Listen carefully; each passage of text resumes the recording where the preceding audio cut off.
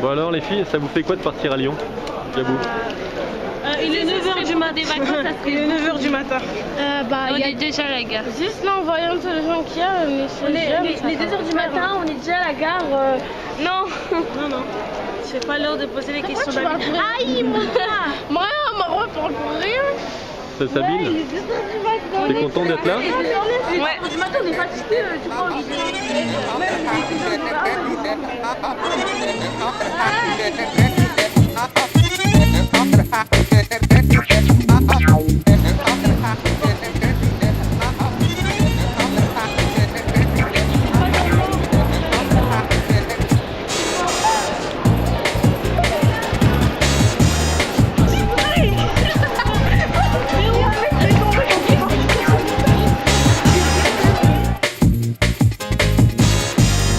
Now it's barely time to tell me. Now is the time.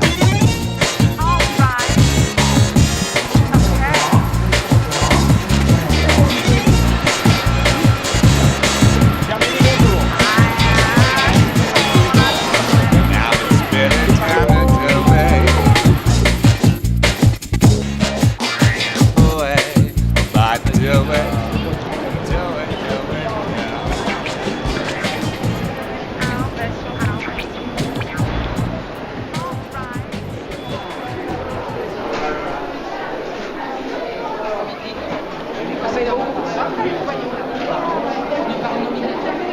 Mesdames, Messieurs les élus, Mesdames, Messieurs, chers amis, chers collègues, nous l'avons voulu en 2010, ce congrès, eh bien ça y est, nous y sommes. Nous y sommes et c'est quand même 3323 inscriptions.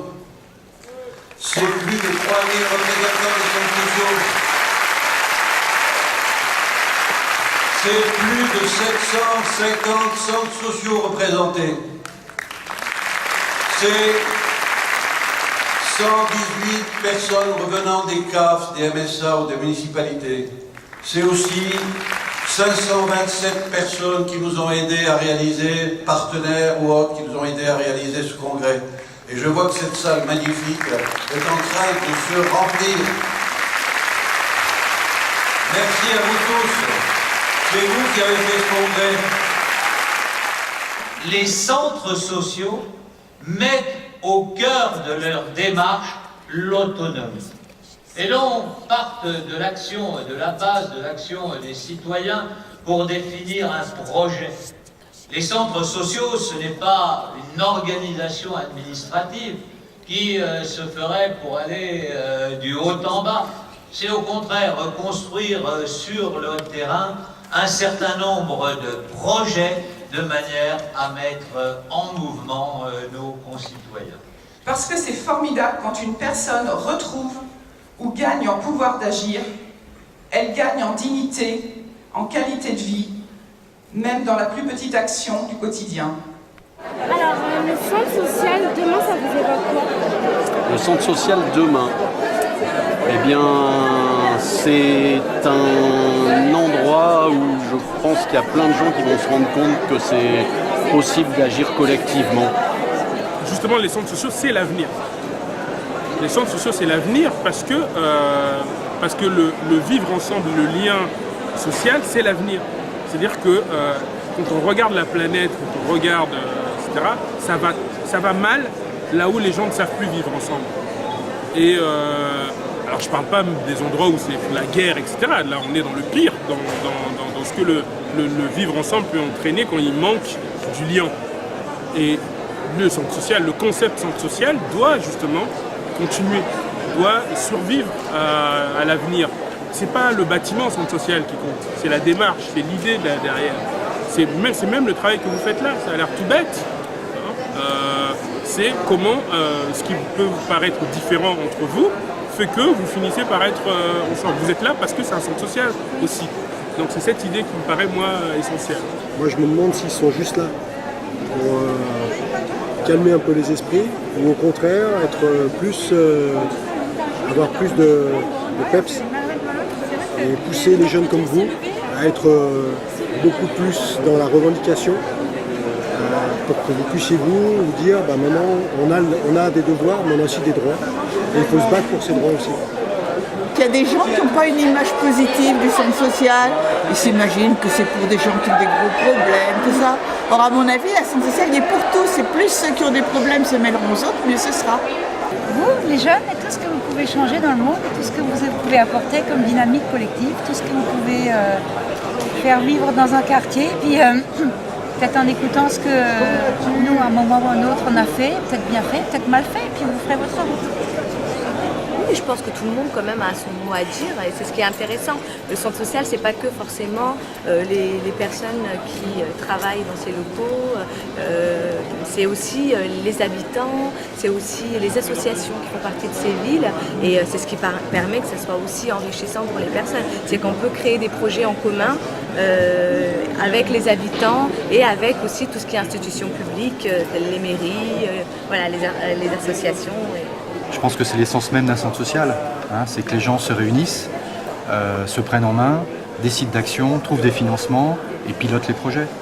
Donc moi je pense que c'est vraiment très important, que ce soit bien non pas les communes ou les CAF qui maîtrisent les centres sociaux, mais bien les habitants. Le pouvoir d'agir, c'est donner de la parole, donner la possibilité aux personnes qui veulent la prendre de pouvoir s'exprimer sans avoir à redouter le regard, le jugement, etc., etc. et de pouvoir s'exprimer simplement, librement, avec l'expérience qui est la leur, voilà, les connaissances qui sont les leurs, voilà. Les habitants ont un pouvoir d'agir quand ils mettent leurs idées en commun, quand ils portent leurs idées aidées par le centre social vis-à-vis des élus pour exprimer leurs désirs, pour exprimer leurs souhaits. Là aujourd'hui je me pose la question parce qu'étant donné les baisses de financement, le peu de soutien des politiques et la précarité grandissante, à Paris on est toujours sur des hypothétiques fermetures, licenciements, etc. Donc moi je pense que ça a de l'avenir parce qu'il y aura... L'idéal, ce serait qu'il n'y ait plus besoin de centres sociaux et encore que ça quand même permet quand même de tisser du lien entre les individus. L'idéal, ça serait qu'il n'y en ait plus un jour. Mais j'espère qu'ils auront de l'avenir, mais je pense que c'est pas du tout la préoccupation de l'État et des politiques. Voilà. Merci. Vous, les centres sociaux, ça vous évoque quoi pour l'avenir? Ça m'évoque un peu des choses tristes comme les jeunes qui se droguent, qui veulent pas aller faire de la poterie le mercredi après-midi au centre social parce qu'ils n'ont pas envie. Moi je pense que c'est dur de travailler en centre social avec tous ces jeunes qui vivent un peu dans la misère, la pauvreté. Hein. Oui, alors Priscille, elle a une vision assez spéciale du centre social. Hein. Mais c'est ça, hein, Dominique. Hein. Ouais. Le centre social, moi je pense que c'est surtout pour les pauvres en fait. Hein. C'est ça, je crois. Vous êtes d'accord, non? Non, ça dépend. Ça dépend, d'accord.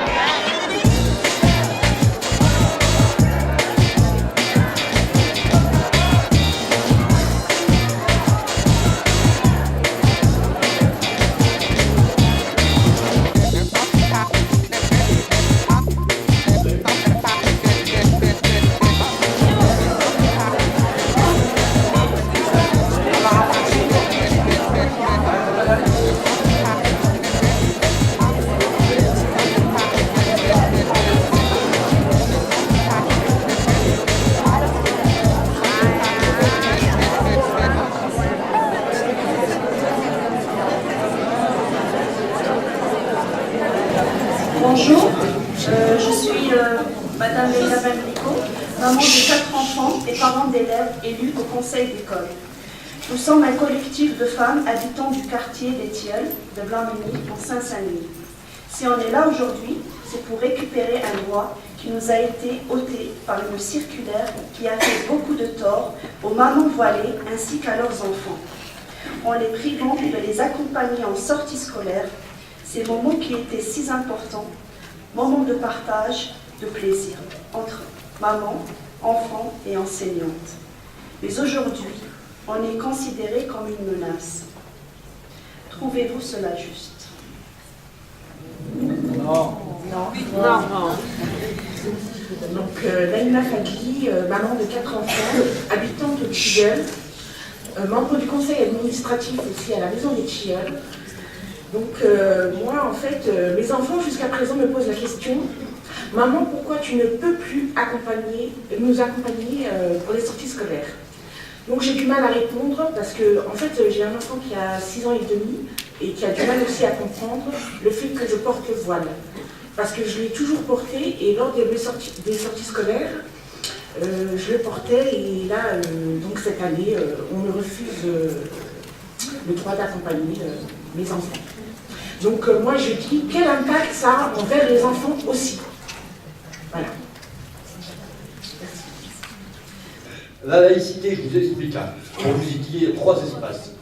Quand ça a été créé en 1905, ça a été un système libéral au sens liberté et un système ouvert, la laïcité. Ça veut dire qu'il y avait 3 espaces. Il y a l'espace privé de la famille où on pratique la religion. Et il y a l'espace public. Mais dans l'espace public, il y a l'espace public de la société civile. C'est-à-dire que les mamans, quand elles rentrent dans l'école, elles ne sont pas concernées par la neutralité. Prenez l'exemple de l'hôpital. J'ai été hospitalisé 18 mois. S'il y a un endroit où la laïcité s'applique correctement, c'est à l'hôpital. Parce qu'à l'hôpital, le personnel, on va dire les médecins, les aides-soignants, eux ont un devoir de neutralité. Par contre, vis-à-vis des patients, il y a un respect de la religion et des pratiques religieuses au niveau des repas. Donc vous voyez, quand on va appliquer la laïcité en France, on arrive à l'appliquer. Et enfin, le 3e espace, c'est l'espace laïque. Ça s'adresse aux enseignants, au corps médical, aux avocats, mais ça ne s'adresse pas du tout au public ou aux patients ou aux citoyens qui sont, on va dire, dans l'espace public de la société civile. Parce que nous, ce qu'on cherche en fait, c'est l'abrogation pure et simple de cette circulaire. Qu'on ne nous dise pas, elle est contraire aux valeurs européennes, elle est contraire aux valeurs internationales. Nous, on est attachés à notre République, on s'investit à l'école. Pour la plupart, on a la nationalité française. Même si on n'est pas né en France, on a vécu en France. Je suis là depuis l'âge de 2 ans et demi, j'ai fait ma scolarité, j'ai pas à me justifier. Mais c'est vrai que ça, ça nous pousse à nous justifier, à nous dire, voilà, on est comme ça, j'ai droit, j'ai ma place est légitime. Ne tenez pas compte, oui, c'est religieux, mais n'en tenez pas compte, c'est bon, voilà, je suis pas là, je vais pas distribuer des foulards aux petites filles, ou m'arrêter, parce que, attention, on est en pleine sortie scolaire, c'est la prière, c'est l'heure de prière, je mets mon tapis, je vais faire la prière, j'en suis pas là non plus. Voilà, donc...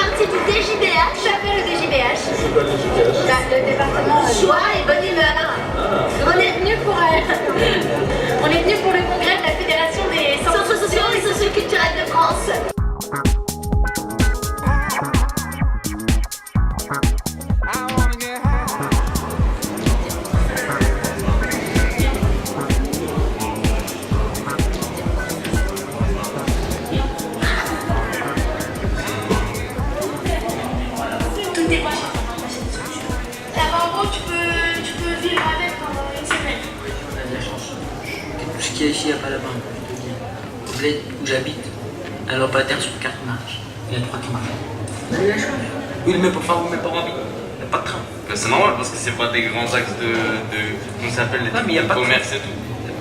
Par rapport aux 2 autres pays du Maghreb, le tourisme, c'est moins développé. L'Algérie, ils ont gardé un certain renfermement. Et ce que j'aime pas, c'est les blédards. Enfin, les garçons, ils sont tout le temps là à te regarder, à faire pss, pss, pss, pss, et tout. Et ils ont pas honte parce que même devant mes parents et tout, les oncles, les cousins, les cousines, ils disent quand même ça. Tu dois être couvert et on doit voir que ton visage Mais non, ça et les mains. Mais n'importe quoi. Mais toutes les cousines peuvent sortir. Bah ici, non. c'est pas comme ça. Elles peuvent sortir, mais avec leur grand frère.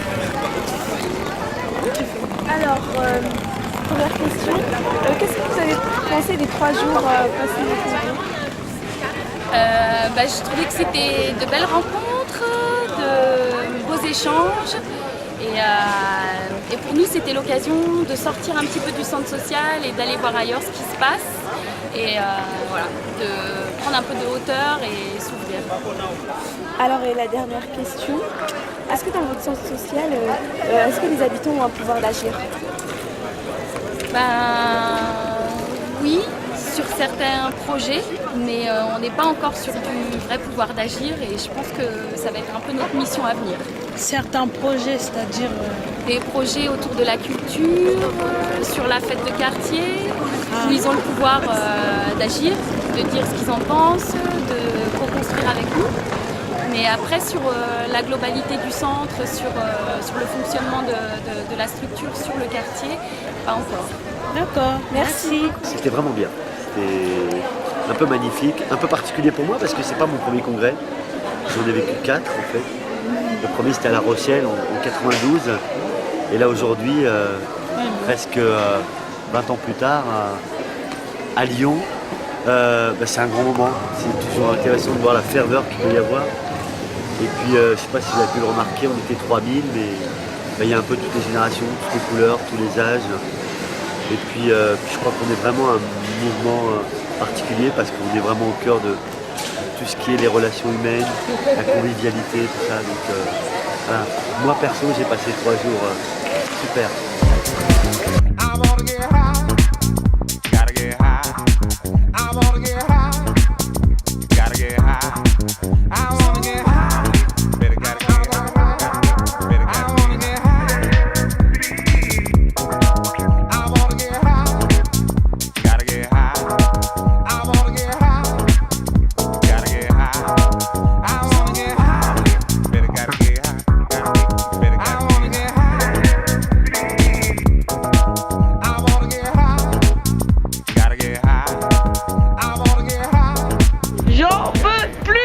Mais c'était absolument génial, chaleureux, humain, beaucoup de partage, beaucoup de valeurs et d'envie commune. C'était une grande réussite et je suis absolument ravie et je suis fière d'appartenir à ce réseau.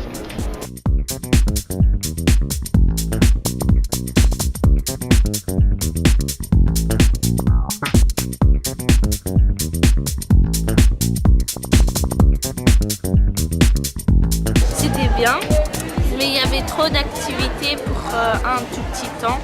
Donc on n'a pas pu tout voir, tout regarder. C'est ça qui est dommage. Mais sinon, à part le concours, c'était trop bien. Il y a des moments qui t'ont vraiment plu, Nora? Ouais, c'est le débat sur le port du voile. D'accord. Pourquoi ça t'a plu? Il y a une dame qui m'a fait rigoler. Et je pense que ça s'est un peu bien passé. Ouais. Mais on aurait pu avoir plus